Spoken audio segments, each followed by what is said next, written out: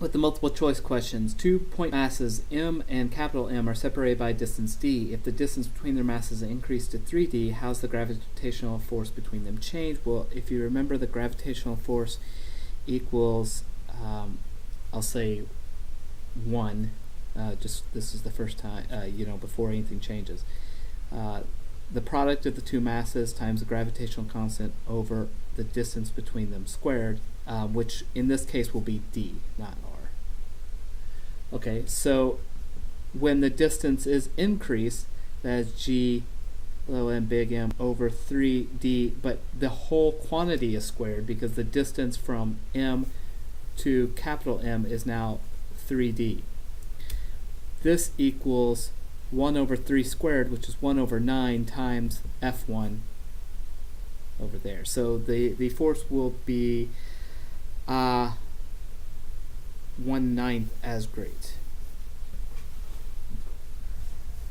2 satellites of different masses are in the same circular orbit around the Earth. Which one of the following statements is true concerning the magnitude of the gravitational force? Well, it's definitely not 0 newtons. We know that's not right because the only reason it's in orbit is because there's a gravitational force. It's not the same because they're different masses. And, well, as we showed up here, the gravitational force depends on the two masses. Of course, it's not 0 for either of them, and we know it depends on their mass. Whereas one may be the mass of the Earth and the other mass is the mass of the satellite. And if you just remember from our approximation on the Earth's surface, the force of gravity equals m times g. The force depends on the mass. And of course, it does not vary from point to point in their orbit because they're circular orbits. Okay, so a phonograph record is dropped onto a freely spinning turntable, then well, we definitely know angular momentum is conserved because it has to be. There's no outside torque acting on the thing. If we're not, we're not going to think about the friction or anything until they get movement. The record. Crap. So the phonograph record is dropped onto the turntable. So the turntable is spinning with some angular velocity. This is dropped on. This is just your basic, conservation of angular momentum problem. So we know angular momentum must be conserved in here, but so that goes away. The frictional force increases. No, it cannot increase the total momentum. Does not decrease unless if there were a prolonged period of friction removing it. No, never mind, it doesn't. Total angular momentum remains constant. And I don't know why you would add the angular momentum in kinetic energy. That doesn't make sense. So which one of the following statements concerning two gravitational constants, g, the universal gravitation, and g, the acceleration due to gravity? The values of g and big G depend on location. That is not right because this is a universal constant. It does not depend on location. Little g does because the acceleration of gravity depends on where you are on the planet. Well, obviously this one's wrong too because g does depend on location, so you can't treat them the same way. G is everywhere the same in the universe, but little g is not. That is true. And that's the converse. So that's not true either for the same reasons. Okay, so on the next problem, two pendulum bobs of unequal mass are suspended from the same fixed point by strings of equal length, blah, blah, blah, blah, blah. What quantities are conserved in the collision? Well, angular momentum has to be conserved. So it could be this, but it says it's an elastic collision, so kinetic energy is conserved too, so it's going to be answer A. Both kinetic energy and angular momentum of the system. So at what altitude will a satellite complete a circular orbit in 2 hours? Alright, let's draw a sketch here. This is the surface of the Earth. This is the center of the Earth. Here's the satellite up here. It has some little solar panels and stuff on it. Alright, so got the radius of the Earth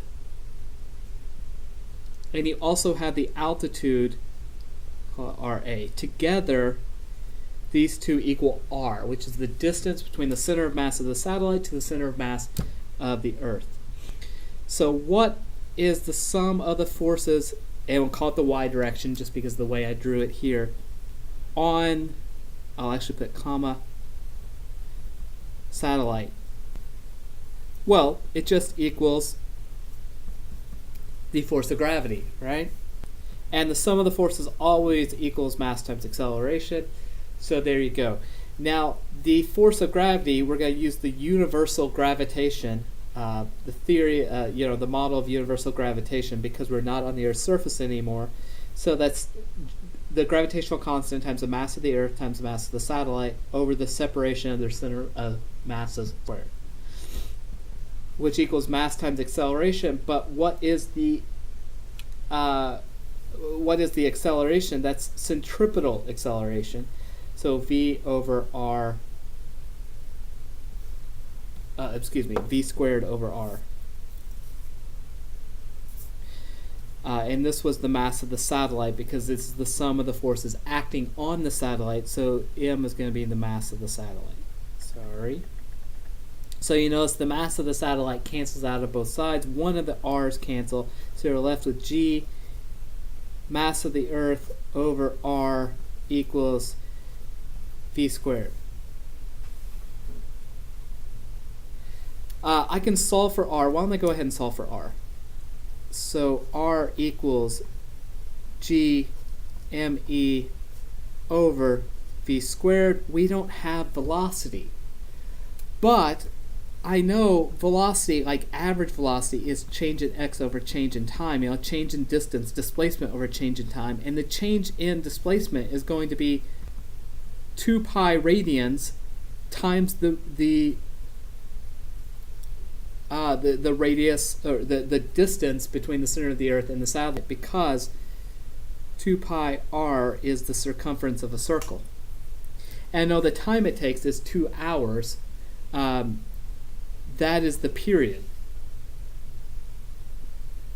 So I can take this and plug it in here, and heck, we have another r here. That's all right.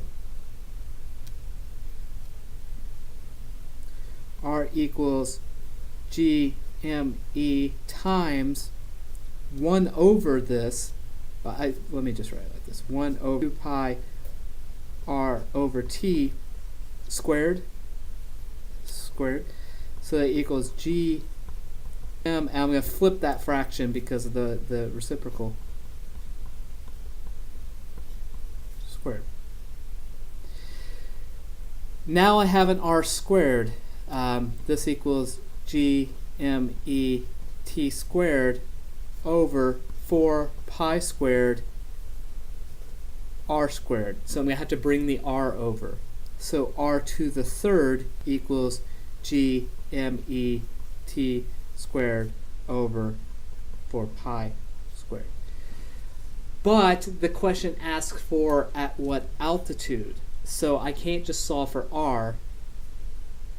I have to, well, let me do this. So first solve for r. R equals the cube root of GME t squared over 4 pi squared.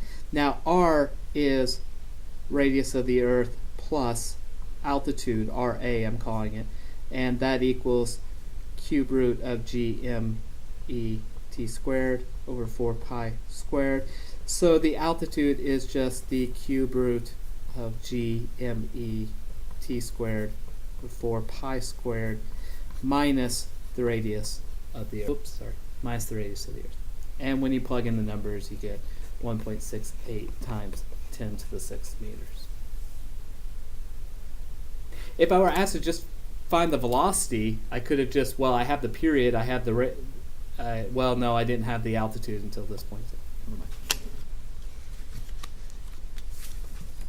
But, I could ask you to find the velocity instead of the altitude. That might be a question I ask. But if I asked you to find the velocity, I would have to give you the altitude instead. Okay, so a solid sphere of radius r rotates about a diameter with an angular speed omega. The sphere then collapses under the action of internal forces to a final radius of r over 2 was the final angular speed of the sphere. All right, so I hope you can visualize what's happened. You have some sphere, I don't really know how to draw a sphere, of radius r.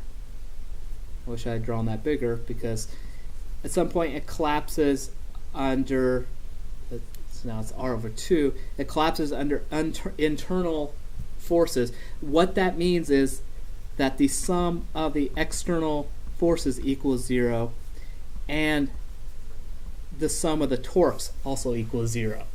So momentum is conserved. And this is rotating, so it's angular momentum. So what that means is the initial angular momentum equals the final angular momentum.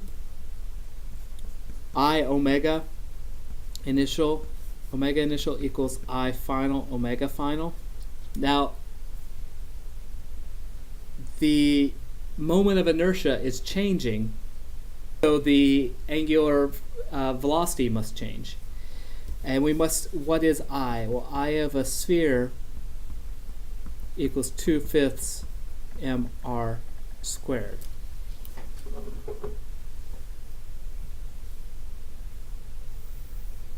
So this is initial 2/5 mr squared times omega initial equals, what is it here?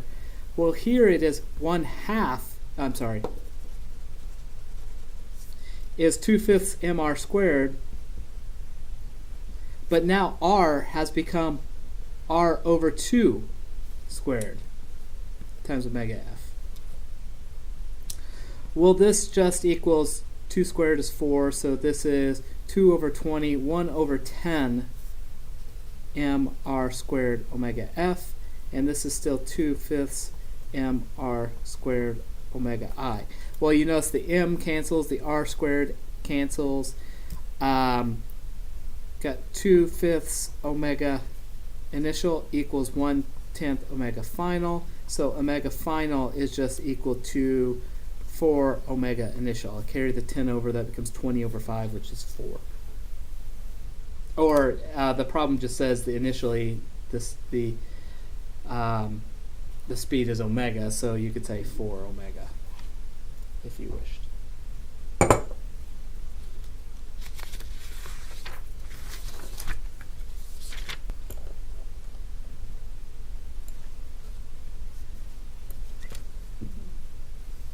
So we are asked to find the phase constant of the function in the graph. What do we know from the graph? Well, we know Vs is 8 centimeters. So that means this point right here is 8 centimeters per second, because this is the velocity graph. So the velocity at time equals 0 equals 8.0 centimeters per second. What else do we know? Well, we know the maximum crosses this line right here, which this is 2, 4, 6, 8, 10 centimeters. So V max equals 10 centimeters per second. All right, so we have two pieces of information there. If we go to the generic form of the velocity equation, this should be on the equation sheet. Let me make sure it is. Yes, it is, right here, whereas this is the derivative of this function. It equals negative omega a sine omega t plus phi, where a is the same as x max.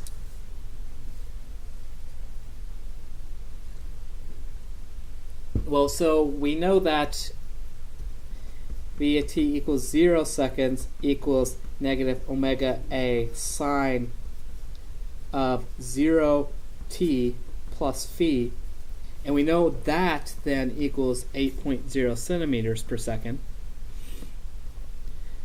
I'm going to write this again in terms of x max. I think that's maybe a little bit clearer. This is 0, so that's sine of phi equals 8.0 centimeters per second.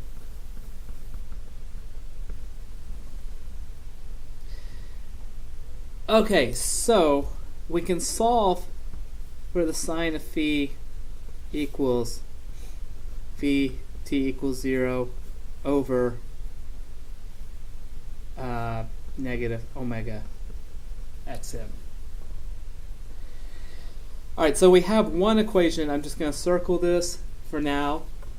We also know that the maximum, we know that the maximum velocity is 10 centimeters per second, and given the equation, v equals v max when negative omega,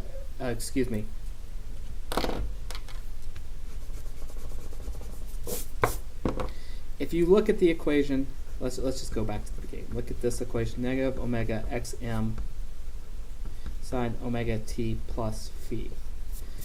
Well, we know this curve in itself fluctuates between +1 and -1. I mean, that's what sine does. Sine doesn't matter what's inside the argument. It's just going to shift it, compress it, do whatever, but it's still going to fluctuate between +1 and -1. And so we know v of t is maximum when you would think when sine equals 1, but then this is going to be a negative number, so then that's going to be the minimum. So the velocity is actually maximum when the sine portion of the function is -1.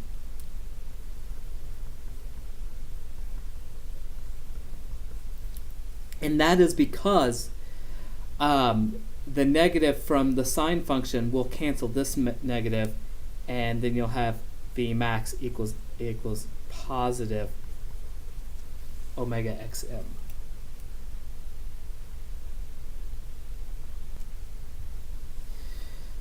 So we know what v max is, and we have omega xm. We can take this and plug it into this equation, bring it back down. Sine of phi equals v of t equals 0 over negative v max. We know v of t equals 0 is just, well, let me solve for phi first. Phi then is just equal to the inverse sine of v at t equals 0 over negative v max. So it equals inverse sine of v of t equals 0, which we know is 8.0 centimeters per second, and negative v max, which is negative 10.0 centimeters per second. If we put that in the calculator, we get phi equals negative 0.927 radians.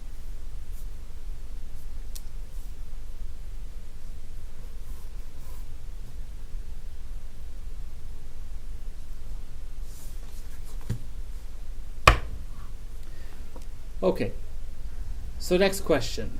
This asks us to find a bunch of stuff given some initial conditions of frequency equals 3.00 hertz.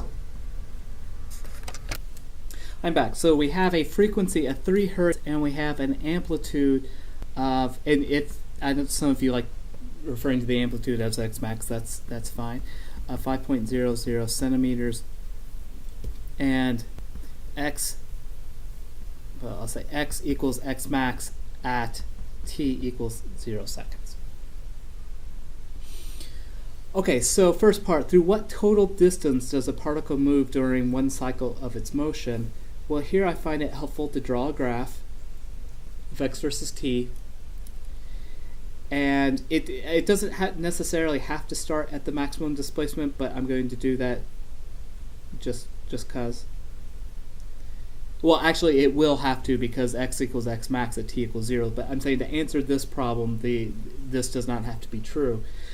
But to go from one point, to the same point again, one cycle, that's the period, it must move down by x max it must move down another x max, back up x max, and back to the original position x max.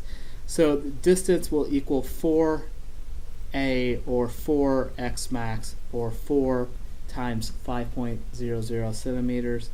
So total distance traveled in one cycle is 20.0 centimeters. B, what is its maximum speed?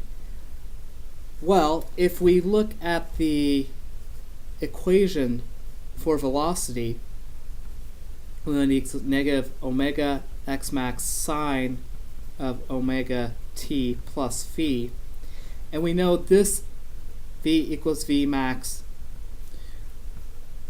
when sine of omega t plus phi equals -1.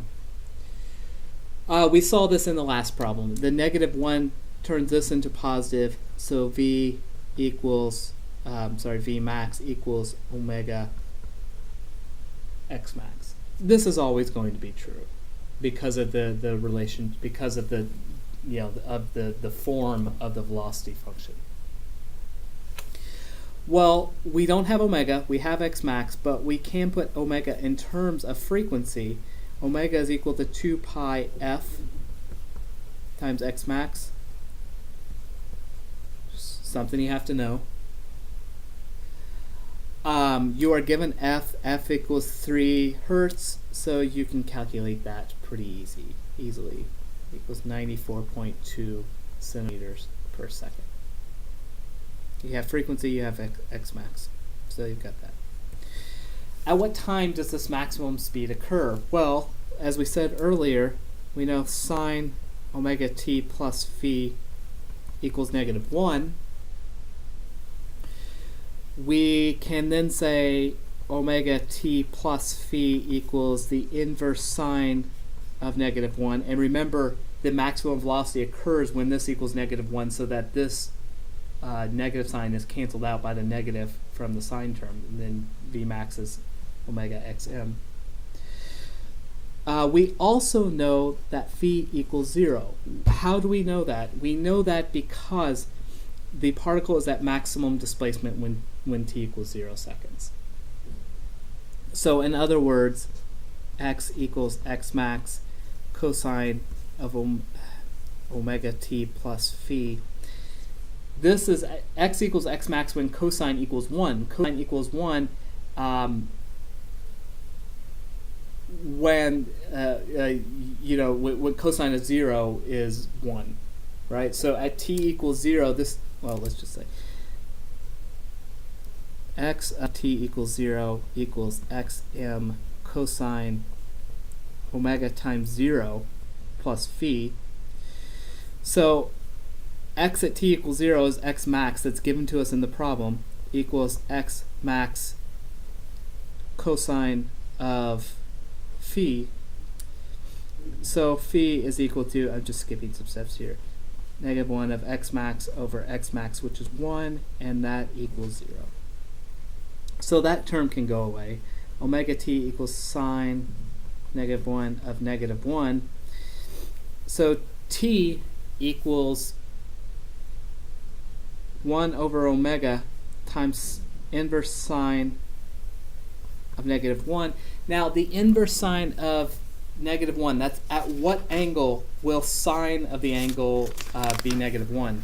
Well, if we look at our unit circle, you could punch this in your calculator, I don't care.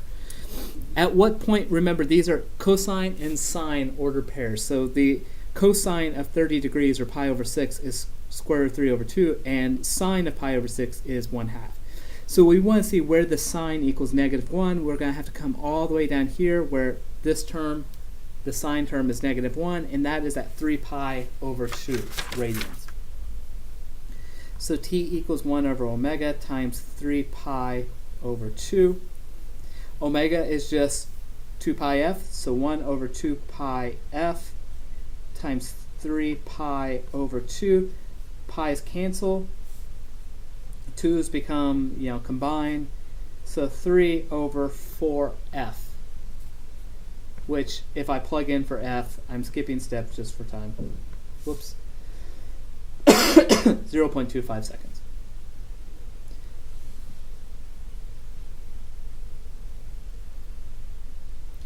D says, where does this occur? Two ways to do this.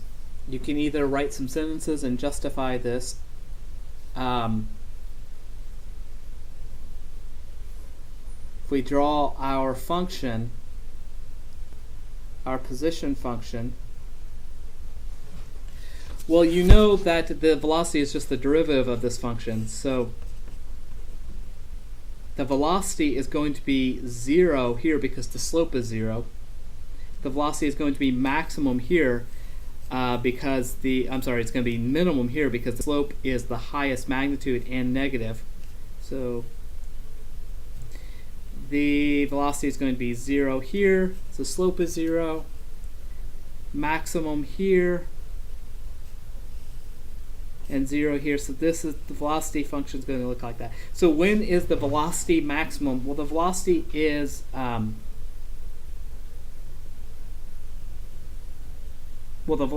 is maximum at any of these points.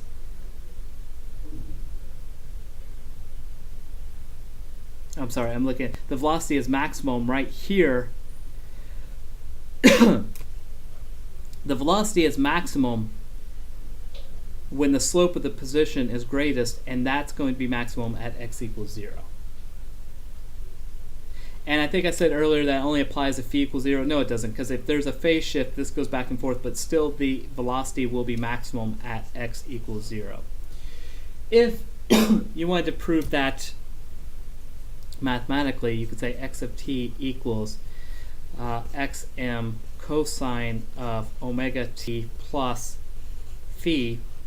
We know now that time when velocity is maximum is 0.25 seconds. X of m times omega 0.25 seconds plus phi, which is 0, so I'll just leave it off. And we have xm, you can, I forgot the cosine there. You can plug that into a calculator and find that. So part E says find the maximum acceleration of the particle. Well, if we just look at the form of the acceleration,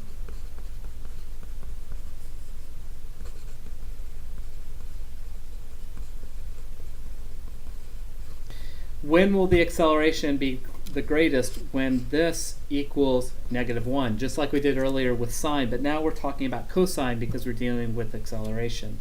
So the maximum acceleration is just going to be a omega squared, or as I have been doing, xm omega squared.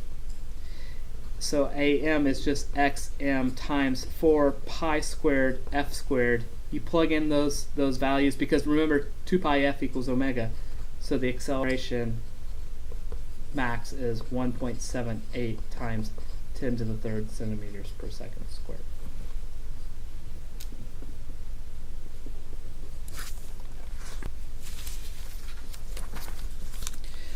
Okay, so we didn't deal with a lot of pendulum stuff, but we did introduce it, and I think you can figure some of the stuff out.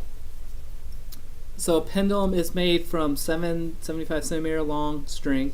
L equals 75.0 centimeters. Mass is 0.050 kilograms, because we convert grams to kilograms. And the starting angle theta naught is 7.75 degrees. So what is the initial potential energy of the pendulum bob before it's released, assuming it is 0 at its lowest level?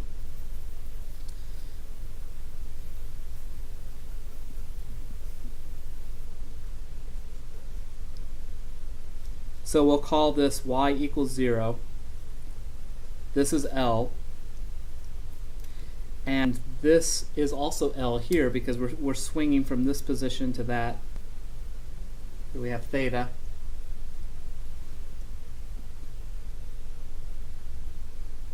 and we will call this position y, I don't know, y0, y1, y, let's call it y initial, y final.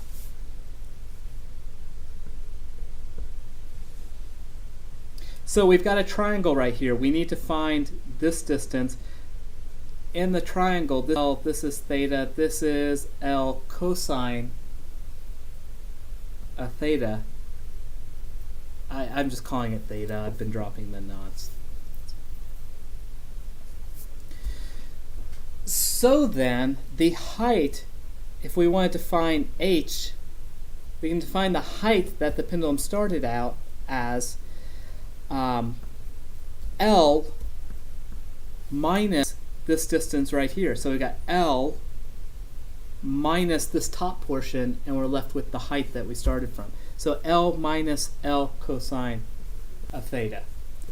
Or this just equals L times 1 minus cosine theta.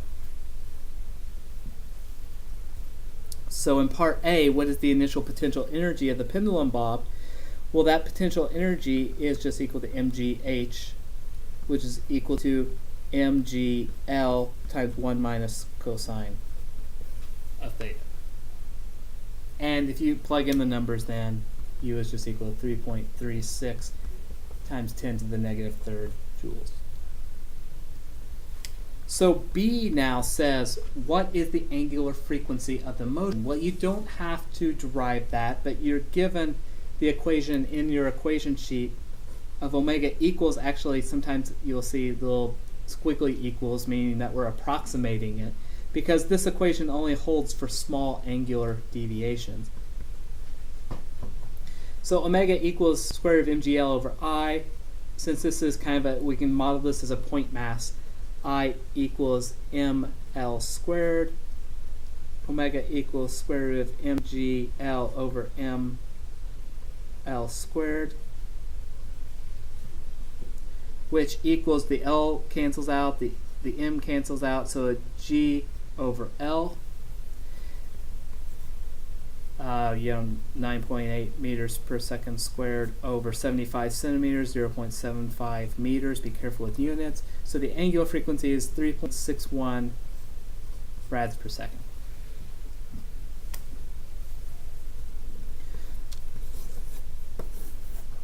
Part C says how much time elapses from the release until the lowest point of its motion.